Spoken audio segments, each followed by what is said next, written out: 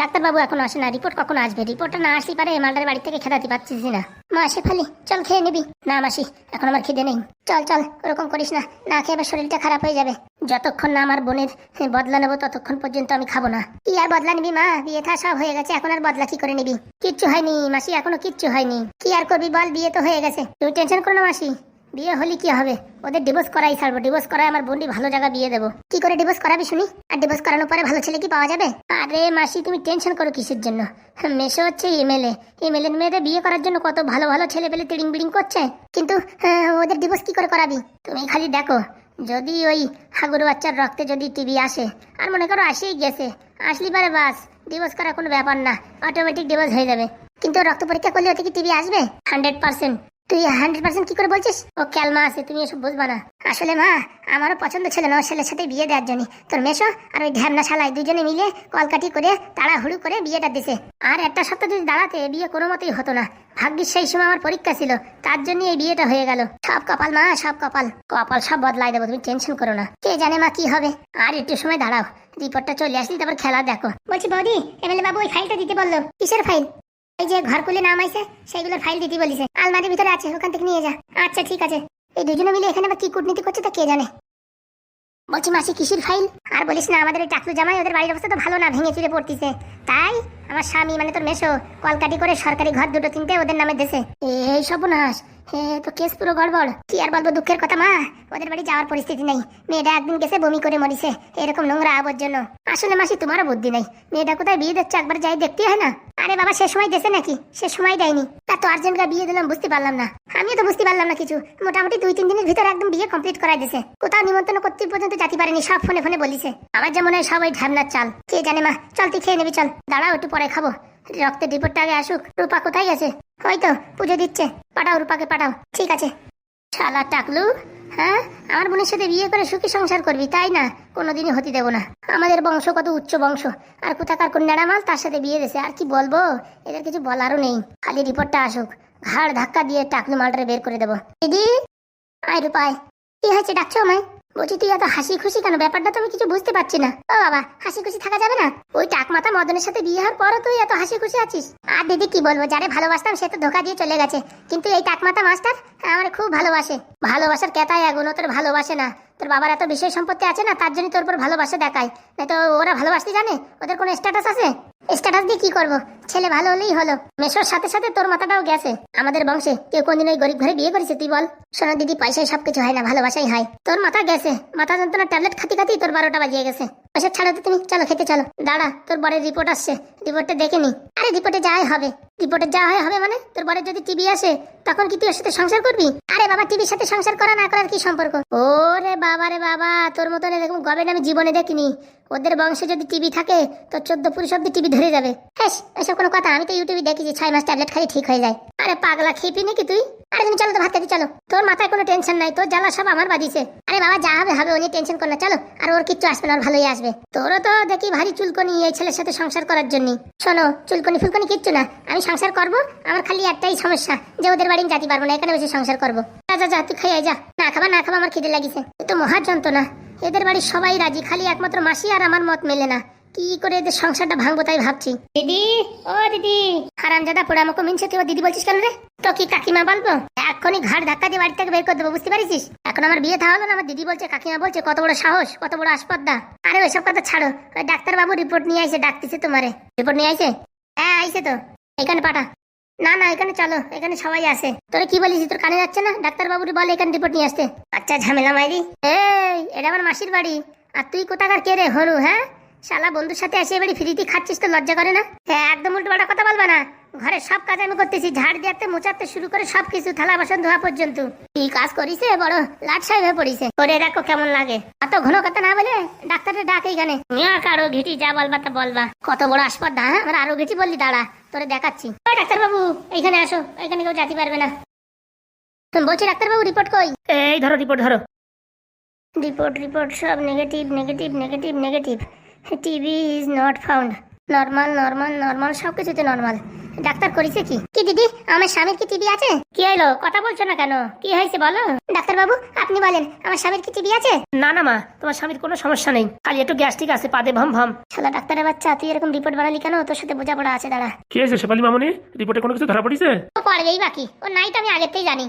হ্যাঁ তা একটু টেস্ট করা হয়েছে, তা কি অসুবিধা হয়েছে? এখন তো আর কোনো টেনশন থাকলো না। না হ্যাঁ, সেটা ভালো কথা, মনের থেকে সব মানে দুশ্চিন্তা বের হয়ে গেল। হ্যাঁ হ্যাঁ ঠিক বলেছে। তাহলে আমি এখন আসি। হ্যাঁ আসবে না তো কি, এখানে গাড়ি বসে থাকবা নাকি? ও বাবা, এ কিরকম কথা? ও কিছু মনে করবেন না ডাক্তার বাবু, আমার ওই বোনের মেয়েটা একটু রাগি আছে, তার জন্য এরকম বলিছে। সে রাগি থাকলো ডাক্তারের উপর কেউ এরকম কথা বলে?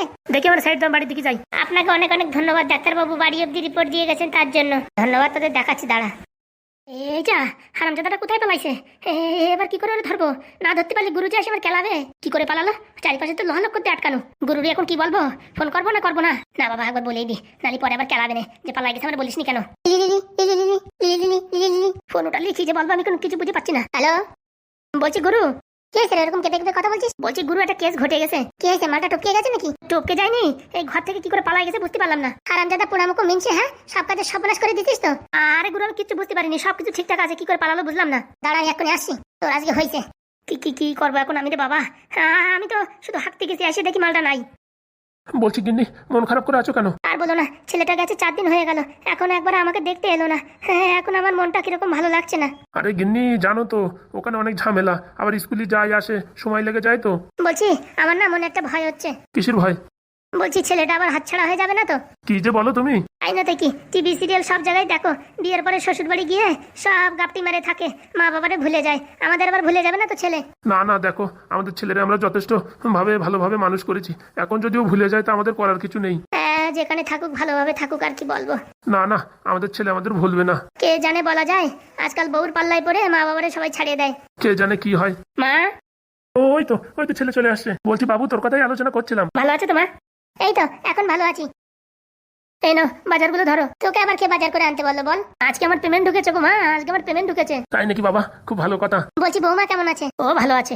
বলছি মা, তোমার শরীর এখন কেমন? এই তো আগের থেকে একটু ভালো, এখন আর সেরকম একটা কাশি টাশি আসে না। বলছি কাশির সঙ্গে এখন আর রক্ত টক্ত বেরোয় নাকি? না না, ওই মাঝে মাঝে 2-1 সময়। ওই তো কেবল 1 সপ্তাহ হলো তো, আর কদিনের ভিতরে কমে যাবে। বলছি বাবা, তুই বাড়িতে না থাকলে বাড়িটা পুরো ফাঁকা খালি খালি লাগে। দেখো মা, আমারও তোমার শ্বশুর বাড়ি থাকতে ইচ্ছে করে না, কিন্তু কি করবো বলো? ওরা আমাদের চাকরিটা দিয়েছে, এখন যদি ওদের কথা না শুনি, যদি আমার চাকরি ক্যান্সেল করে দেয়, তখন কি হবে বলো? সেই কথা ভেবে তো আমরা কিচ্ছু বলি না। বলছি বৌমা তোর সাথে ভালো ব্যবহার করে? হ্যাঁ, করবে না কেন? ভালো থাকলেই ভালো রে বাবা, ভালো থাকলেই ভালো। বলছি আমি ওই 2 দিন 3 দিন পরে পরে এসে বাজার করে দিয়ে যাবো। হ্যাঁ, আর এই ফলও আছে ওর ভিতরে, খাওয়া দাওয়ার সময় মতন করো। সত্যি বাবা, তুই এসে যে এখন আমাদের কত ভালো লাগছে তা বলার মতো নেই। বলছি বাবা, ভাত খেয়ে যা। কি রান্না করেছো? ওই লাউর ঘন্ট আর একটু ডাল। দাও দেখি, দাও, খাওয়া দাওয়া করে যাই। তুই বস, এক্ষুনি আমি আনছি। বলছি বাবা, দোকানদারি কেমন চলছে? এই চলছে, খাওয়া দাওয়া হয়ে যাচ্ছে সেরকম। এই যে বাবা ধরো, প্রথম মাসের মাইনের টাকা। বাবা, সব টাকা দিয়ে দিচ্ছিস তো? তোর খরচা বাচ্চা লাগবে না? আমি দেখেছি কিছু যাতায়াতের জন্য, এই টাকা দিয়ে মানে সময় মতন সবকিছু কিনে দিও, ওষুধ কিনে দিও, বুঝেছো? আমি আবার সব দিন আসতে পারি কিনা সেটা আবার একটা সমস্যা। বলছি বাবা, তোর কাছে থাক টাকাগুলো। আরে বাবা, সংসারে খরচা আছে না, তুমি রাখো। তুমি কি ফালতু খরচা করবা নাকি? নাও ধরো। কি বাবা, কান্না করছো কেন? আর বলিস না বাবা, তোকে নিয়ে অনেক চিন্তা। তুই না থাকলে আমাদের কি হবে? আরে বাবা, টেনশন করো না, কিচ্ছু হবে না, সব ঠিক হয়ে যাবে। দেখো এখন আর আমাদের অভাবের দিন থাকবে না। কি হয়েছে স্বামী, কান্না করছো কেন? খুশির কান্না গো, খুশির কান্না। ছেলে আজকে প্রথম টাকা পেয়ে সব আমার দিয়ে দিয়েছে। আমি জানতাম আমার হাগু আমাদের খুব ভালোবাসে, কোনোদিন ভুলবে না আমাদের। কি কথাবার্তা বলছো মা? হ্যাঁ, তোমাদের ভুলে যাবো মানে? না না, মনে অনেক সময় ভয় হয়, টিভিতে সিরিয়ালে দেখি তো বউর কথায় উঠে বসে। আরে মা না, আমি তো বাড়ি যেতামই না, কিন্তু এখন ওরা চাকরিটা আমাদের পাইয়ে দিয়েছে, সাহায্য করেছে, এখন ওদের কথা মতন একটু না চললে হয় বলো? নে নে নে, তুই খেয়ে নে। দাও দেখি।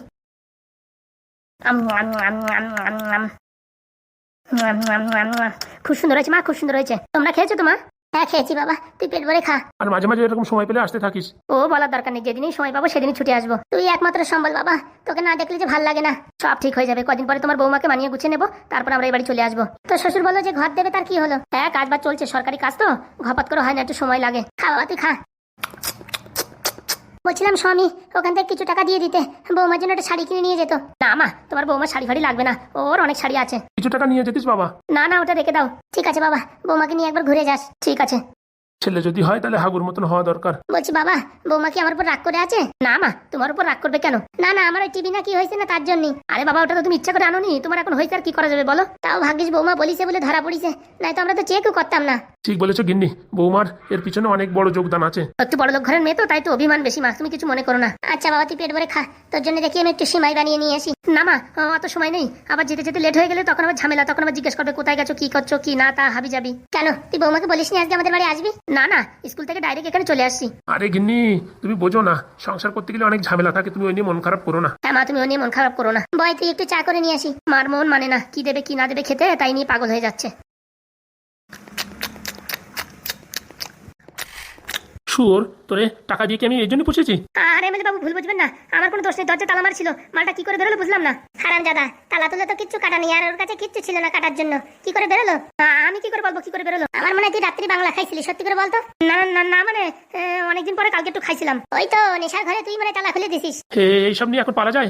এই ঘটনা যদি এখন আমার মেয়ে জানতে পারে, আমি কি বাড়ি মুখ দেখাতে পারবো? এমএলএ বাবু চিন্তা করবেন না, আমি খুঁজছি মালটাকে। সত্যি ঢ্যাবনা, তোর উপর বিশ্বাস করে অনেক বড় ভুল করেছি। এখন যদি এই কথা আমার মেয়ে জানে, হ্যাঁ তাহলে কি হবে বলতো? আপনি কোনো টেনশন করবেন না, আপনার মেয়ে মানে আমার মামুনি জানার আগে ওকে আমি খাল্লাস করে দেবো। দাঁড়াই দেখতেছিস কি, তুই উত্তর দিকে যা, আমি দক্ষিণ দিকে যাচ্ছি। আচ্ছা আর যদি আজকে ওরে খুঁজে না পাই না, ওর জায়গায় তোরে বুঝেছিস একদম শেষ করে দেবো। আচ্ছা, আমি যাচ্ছি। এবার কি হবে ঢ্যাবনা? আপনি টেনশন নেন না, আমি যে করে হোক মালটা খুঁজে বের করবো। আর যদি কোনো মতে আমার মেয়ের ফোন করে এসব কথা বলে, তখন ও বলবে না। তুই কি করে গ্যারেন্টি নিচ্ছিস বলবে না? কারণ কি, ও জানে ওর সাথে কি ব্যবহার করেছি আমরা, আর যদি ও বলে মোটামুটি ওর সাথে কি ব্যবস্থা নেবো সেটাও জানে। তুই 100% গ্যারান্টি দিতে পারতেছিস যে ও বলবে না? 100 না দিলেও 95% গ্যারান্টি দিচ্ছ মালটা ফোন করবে না। দেখ ভাই ফুটো, যদি বাড়ি জানাজানি হয় না, বউ তো আমার এমন ছাঁচা দেবে, আর মেয়েটাও দেবে, আমার চোখই দেখতে পারবে না। এমএলএ বাবু আপনি টেনশন নেবেন, আমি তো আছি নাকি। তোর উপরেই তো ভরসা করে সব কাজ করেছি, এখন যদি কেল্লা ফাতে হয়ে যায়, আমার জীবন নিয়ে টানা হেসরা। আরে বাবা, আপনি এমএলএ বাবু, আপনি এত ভয় পাচ্ছেন কেন? আরে ভয় পাতাম না, বাইরের মামলা হলে ভয় পাতাম না, নিজের ঘরের মামলা তো। এই কথা যদি আমার শ্বশুর বাড়ি জানতে পারে না, আমার শ্বশুর একদম পিস্তল নিয়ে চলে আসবে, বুঝছিস? আমার মাথায় ঠাকাই দিয়ে ধক করে মেরে দেবে। বলছি আপনার শ্বশুর এত বড় ডেঞ্জার? ওরে ওটা কিলবিশ কিলবিশ, ওর ভয় দেখায় তো আমার বউ সব সময় আমারে। ও নিয়ে আপনি টেনশন করবেন না, এই ঢ্যাবনা কোনো না কোনো একটা ব্যবস্থা করবেই। তুই যারে ভাই তাড়াতাড়ি মালটা ধরে আন, নাই তো আমার পুরো প্যান্ট ভিজে যাচ্ছে। আপনি টেনশন করবেন না, আপনি বাইরে যা বসেন, বাকি আমি দেখছি। এখানে প্রচুর গুড়গন্ধ, এখানে থাকবেন না, শরীর খারাপ হবে। ওরে আমি এখন গন্ধ ফন্ধ কিচ্ছু পাচ্ছি না, তুই মালটা ধর আগে। আচ্ছা। কি মরণ কলে পড়িস রে, ওই মালটা যদি ভুল করে আমার মেয়েদের ফোন করে না, তাহলে আমার অবস্থা টাইট। এমনিতে শালা আমার একটা শালির মেয়ে আইছে, ওটা তো ভারী ডেঞ্জার, ওর জ্বালায় আমি এখন অস্থির হয়ে যাচ্ছি। উপরে তো এই মালটা পালাই গেছে, চারিদিক দিয়ে বিপদ মানে ঘনায় আইছে, কি করবো কিছু বুঝে পাচ্ছি না রে বাবা। যা হোক তা হোক, আমার নামটা যেন না আসে। কি করি রে কি করি, কিছু বুঝে পাচ্ছি না। আমার উপর কেউ কালো জাদু লাগাইছেন কি কে জানে, ঘাটে ঘাটে বিপদ আসতেছে। কি করা যায় কি করা যায়? ঢ্যাবনা তো আছে, ঢ্যাবনার উপর দায়িত্ব যা করে করবে। শুধুমাত্র আমার পরিবারের লোক না জানলে পারে বাঁচে যায়, আর কে কি জানলো কি না জানলো তো আমার দেখার দরকার নাই। কি করা যায় কি করা যায়?